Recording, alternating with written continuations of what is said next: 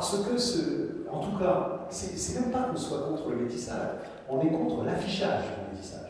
C'est-à-dire qu'il ne faut pas se côtoyer de façon publique pour ne pas laisser entendre qu'on admet ce qui se passe. C'est assez classique des sociétés coloniales, et ça n'empêchait pas tous les Blancs d'avoir des nounous noirs qui ont élevé leurs enfants, avec lesquels ils étaient très... Voilà, toutes ces sociétés-là étaient toutes sur ce modèle-là, qui est à la fois un modèle d'apparence, et apparence et apartheid, et puis dans la réalité une pratique beaucoup plus souple du rapport entre les races et entre les catégories sociales, bien sûr. Alors il y avait une presse à la Martinique à cette époque-là, avec plusieurs journaux. Est-ce que la presse a lancé des avertissements? Est-ce qu'elle s'est rendue compte qu'au fil des jours, que la situation s'aggravait, que le danger menaçait? Croyez-vous que c'est la fonction de la presse de nous prévenir? Non. La presse est le média de l'époque. Il y a le journal Les Colonies, qui est donc dirigé par un Graf, qui est donc un mulâtre. Mais ce qui est intéressant dans cette catastrophe, c'est quelle est la structure des catastrophes d'aujourd'hui. Catastrophe moderne. Qu'est-ce que c'est qu'une catastrophe moderne? C'est un danger. Un danger. Et face à ce danger, que vous disent les autorités? Pas de problème. On gère. Tout va bien. Facile. On rassure. Le travail des autorités face à une catastrophe, c'est de rassurer. Pourquoi? Parce que s'ils ne rassurent pas, ils vont être en charge de prendre la population, de mettre un plan d'évacuation. Ils savent bien que c'est impossible. Ils n'ont pas le moyen. Bon, donc ils rassurent. On y va. Deuxième temps, quand vous rassurez, si vous êtes les politiques qui rassurent, et ça va être le cas, on va demander au gouverneur de la Martinique de venir à Saint-Pierre. Il habite à Fort-de-France, il a sa femme, il a 2 enfants, et on va lui demander de venir à Saint-Pierre et surtout de paraître à Saint-Pierre. C'est-à-dire qu'on va lui demander de venir au balcon de l'hôtel des gouverneurs, comme on dit là-bas, pour rassurer la population. C'est-à-dire comme on a fait venir Louis XVI et Marie-Antoinette au balcon pour rassurer la population pendant la Révolution. Paraître, montrer qu'on est là.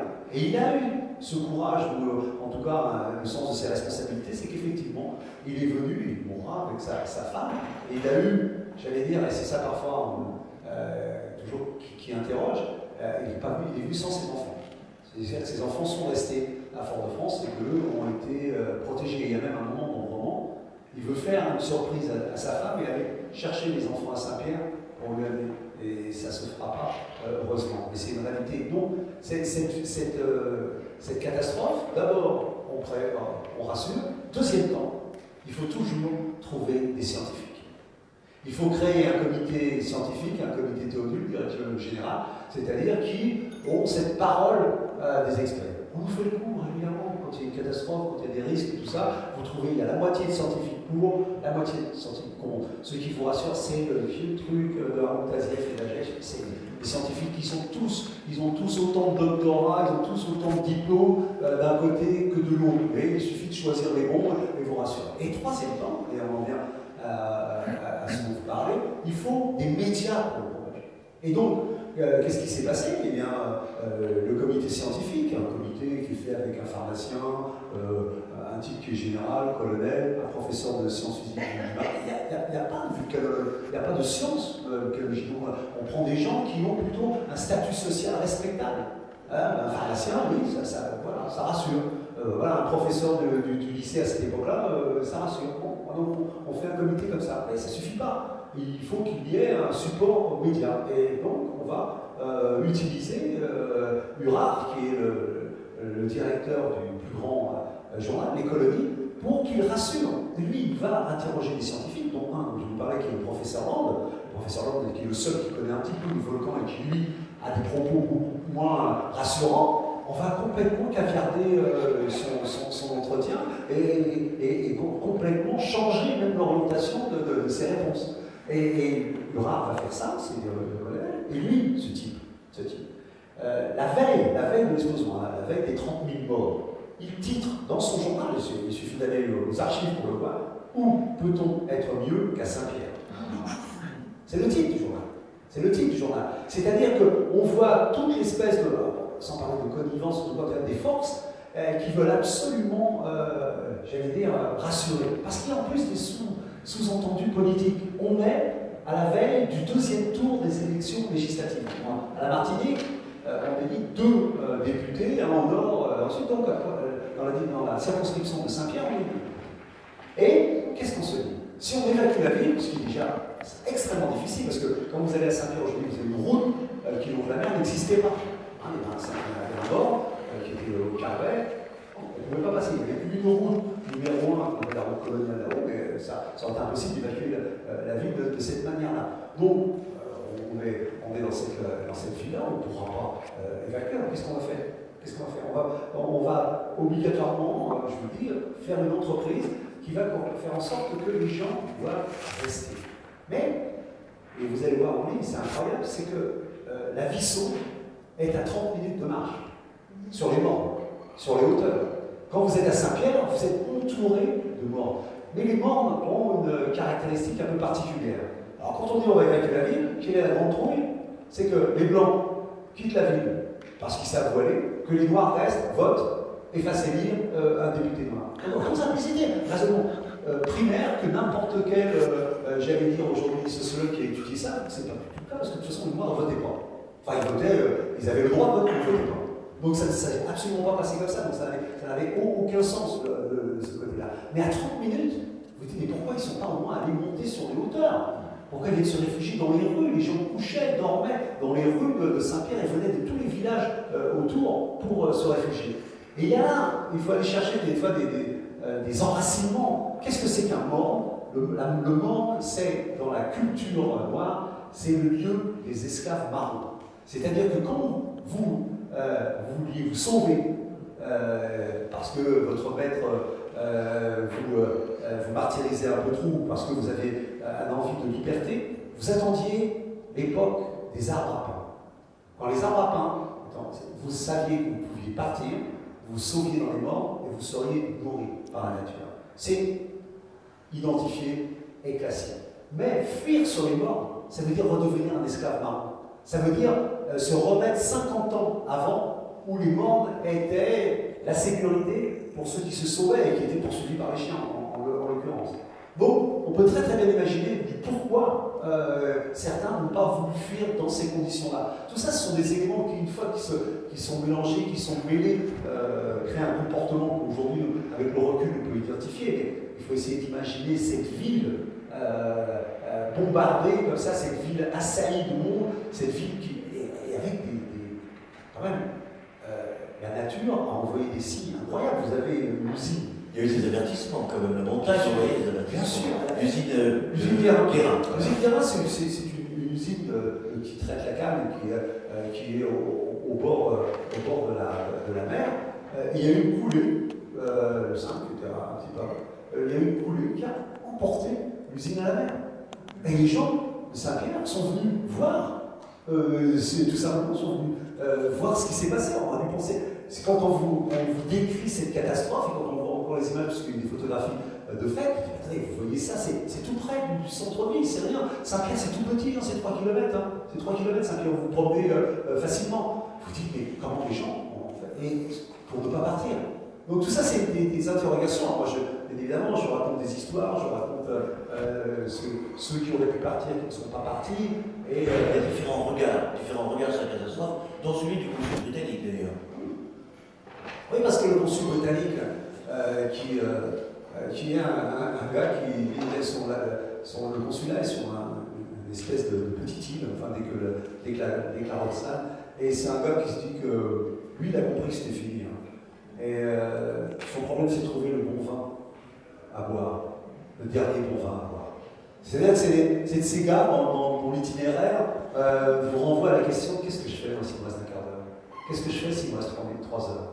Qu'est-ce que je fais si, à coup sûr, ce sont les 3 dernières heures? Et il y a dans ce livre tout un tas de situations comme ça, et j'ai d'ailleurs voulu, parce que ce que je vais vous dire peut vous paraître étrange, mais c'est un livre qui m'a mis dans une situation morale très particulière. La situation éthique. C'est-à-dire que vous êtes écrivain, vous allez tuer 30 000 personnes. En toute simplicité, vous allez tuer 30 000 personnes. Et qu'est-ce que vous allez faire? Vous allez passer 250 pages à faire en sorte que vous les aidiez, que vous vous attachiez à eux. Que ce soit ces fameux personnages du Titanic Donc certains trouvent que c'est bien ce qui va leur arriver, et d'autres, c'est affreux ce qui va leur arriver, d'autres, vous êtes indifférents. Donc 250 pages à vous faire aimer des gens que je vais tuer, en quelques secondes. Et quand vous en êtes dans... C'est très étrange, hein, parce que moi je suis arrivé, moi je fais 13 chapitres, les livres font 13 chapitres, moi je suis arrivé à la fin du 12e, 13 chapitres, parce que ma mère a 13 gosses avant que ça arrive.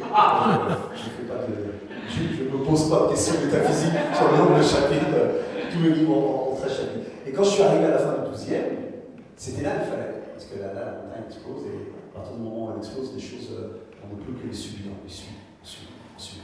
Et donc, il y a des personnages dont j'ai fait en sorte que vous les aimiez, je voulais leur donner de belles morts. Ça paraît bizarre, mais je voulais qu'ils vivent une vie, ils vivent 15 minutes sans terreur.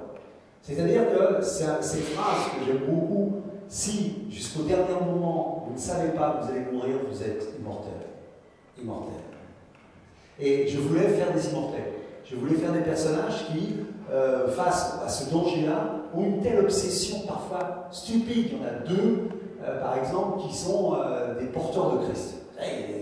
À Saint-Pierre, il y a des processions, tout ça. Et il y en a deux qui sont des porteurs de Christ réprouvés. Qu'est-ce que c'est les Christ réprouvés? C'est les Christ qu'on n'accepte pas dans les défilés officiels. Il y en a un, il a fait un Christ qui est beaucoup trop replet, donc ça ne fait pas vrai. Ça fait pas vrai. Et il y en a un autre qui a raté le drapé, et on a quand même l'impression que le Christ a quelques émotions sexuelles. Donc ces deux-là, qui sont deux porteurs de Christ réprouvés, vont faire une espèce de course folle vers le sommet pour être ceux qui vont porter le Christ et qui va protéger la vie. Parce que, quand il y avait eu cette fameuse explosion en 1852, la première chose qu'on avait fait après, c'est d'amener un Christ. Il y a un Christ tout là-haut pour protéger la vie. Et eux, comme ce Christ ne fonctionne pas, eux, ils voulaient que leurs deux Christ. Donc ils font la course, c'est une course, hein, pour être le premier à arriver là-haut, ces deux-là. J'en ai un autre, parce que c'est des choses, c'est des images que j'ai vues. Et il y a, quand vous allez à Saint-Pierre, dans la rue principale, il y a un moment où vous marchez, tout à coup, vous êtes un peu étonné. Il y a un marchand de meubles, c'est des cercueils. Les cercueils, ils sont debout, dans le magasin, ouverts, cercueils. Et il y a le type qui vient essayer les cercueils. Ils viennent essayer les cercueils pour voir celui qu'ils vont choisir. Mais ils sont vraiment au bord de la route. Hein. Et ils vont aussi, donc il y en a, ils fabriquent des cercueils, et puis là, un de ses potes qui vient régulièrement m'embêter en essayant un cercueil, il trouve jamais le cercueil qu'il faut après. Et ces deux gars-là sont deux concurrents dans la course qui avait lieu tous les 14 juillet à Saint-Pierre, qui était une course de bateau un peu, pas une course de yole, une course d'embarcation un peu folle. Quoi. Comme il existe en fait avec des petites voitures, des choses de ce genre-là. Et donc il y en a un qui a fabriqué le bateau le plus extraordinaire dans un cercueil. Et donc il veut prouver à son copain qu'il a la meilleure embarcation. Donc c'est que ces gars-là, ils vont faire une espèce de course contre la nuée ardente quand ça va exploser. Leur problème, c'est pas que ça va exploser, c'est de savoir s'ils vont battre le copain qui est à côté dans son embarcation. Ils vont pelleter comme des marins, et le jour où le moment où la nuée ardente va les emporter, ils ne le sauront même pas. Ils ne le sauront même pas tellement ils étaient tendus par battre le copain d'à côté. Enfin, c'est pareil avec un cheval. Bon, il y a des gens comme ça, j'ai voulu, et ça a été vraiment, c'est un souci moral tout à fait, qui peut paraître tout à fait étrange. Je voulais qu'ils soient débarrassés de cette terreur. Je vous ai parlé tout à l'heure de Mme Prentice, et quand elle a justement, ce bateau est parti, elle est rentrée chez elle. Elle est rentrée chez elle avec ses deux enfants. Et pourtant, elle est sûre qu'elle va mourir. Et qu'est-ce qui se passe? C'est une maman, elle veut quoi? Endormir ces deux filles, qu'elles ne sachent pas. Trouver le sirop. Mais les gosses, ils ne veulent pas prendre le sirop. Parce que ce jour-là, il y a des fêtes partout. Voilà. Et ils sont invités chez des petits copains. Ils sont excités, ils sont heureux d'avoir raté le bateau. Parce qu'ils vont pouvoir aller dans les fêtes de leurs petits copains. Et ils ne veulent pas s'endormir. Et sa mère, cette mère, sa terreur, c'est que ses enfants ne s'endorment pas. Est-ce qu'ils vont s'endormir? Mais voilà ce que j'ai été, pas obligé, au contraire, mais je suis senti en devoir de donner. Et franchement, les auteurs vont dire, quand on écrit, ils sont là, les personnages, vous les voyez, et franchement, je me serais senti mal si je n'avais pas pris ensemble. Alors, dans l'histoire du prisonnier, seul rescapé, vérité ou légende? Vérité. Non, c'est vérité, c'est là où j'allais dire l'histoire à l'union, on peut dire. C'est-à-dire qu'il y a 30 000 morts et un rescapé. Un seul. Et alors, qui sont rescapés? On pourrait, de façon géontologique, dire voilà, on a partagé entre les méchants et les gentils.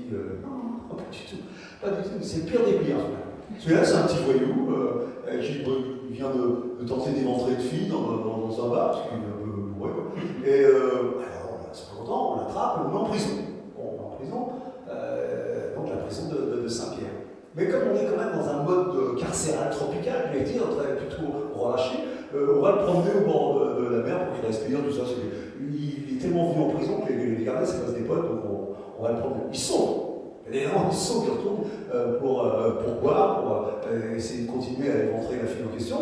Et là, alors là, on l'attrape, parce que de toute façon, on sait très bien où on l'a attrapé, puisqu'il est toujours dans le café, donc on l'attrape, et là, pour le punir très fort, on le met dans un cachot, avec des murs épais et une toute petite fenêtre en meurtrière. C'est ce qu'il sauve. C'est-à-dire que la mentalité, cette éruption va sauver le pire des pires. C'est-à-dire qu'il n'y a pas de débat entre gentil, pas gentil, le bien, le mal. Vous savez, le tremblement de... le châtiment divin est remis en question. Non, mais moi, je ne remets pas tout en question le châtiment divin, il fait ce qu'il veut, le châtiment divin. Je constate tout simplement que là, en l'occurrence, il est, de toute façon, le débat Voltaire-Rousseau après le tremblement de Lisbonne, il a des heures de gloire et il est inépuisable. Et on peut se poser bien évidemment, on peut se poser cette question-là, on a le droit, et j'allais dire, je respecte toute approche de ce type de miracle-là. Mais le fait est que celui qui a été tué, et ce type, ce qui est formidable, c'est que ce type, après, c'est devenu une vedette. C'est devenu une vedette, il a été embauché par le cirque Barnum. C'est-à-dire que tous les soirs, il rejouait la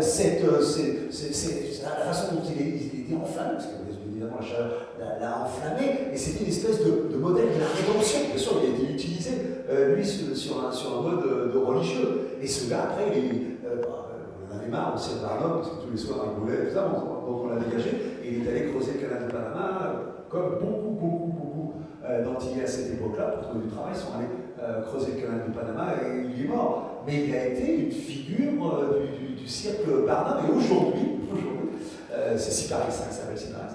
Aujourd'hui, si vous allez à Saint-Pierre, il y a le petit train souvenir, ça s'appelle le train Syparis. C'est-à-dire que toutes les filles est devenu l'emblème de Saint-Pierre. Mais non, mais c'est romanesquement, c'est formidable, tout ça, mais c'est une réalité en plus. Les enfants, bon, Hélène fait beaucoup de littérature et de livres pour les enfants.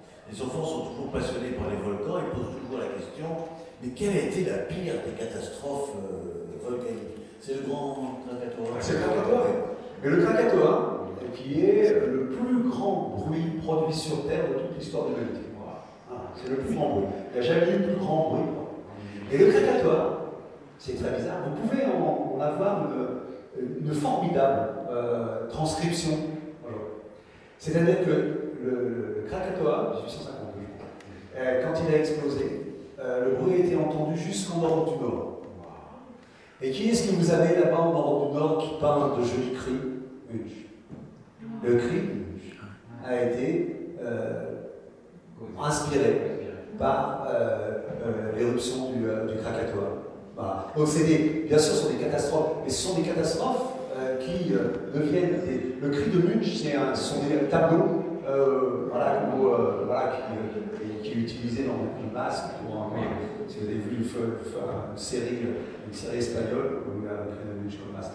Et ces catastrophes-là sont des catastrophes qui deviennent des catastrophes mondiales, comme c'est arrivé en Islande, parce qu'ils produisent des poussières qui obscurcissent le soleil. C'est-à-dire que si un jour il y a une catastrophe définitive, elle ne proviendra pas de l'explosion simplement. C'est les poussières qui, si elles demeuraient suffisamment impénétrables pendant plusieurs semaines, auraient des répercussions définitives sur la Terre.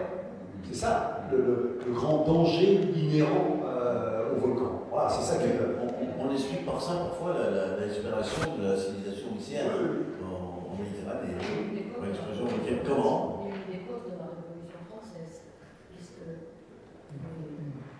ces volcans de Finlande avaient tellement craché que le ciel n'était pas clair et qu'il y a eu une très mauvaise récolte. Voilà qui nous amène, mesdames, messieurs, à la dernière partie de cet entretien, c'est-à-dire c'est à vous, c'est vos questions.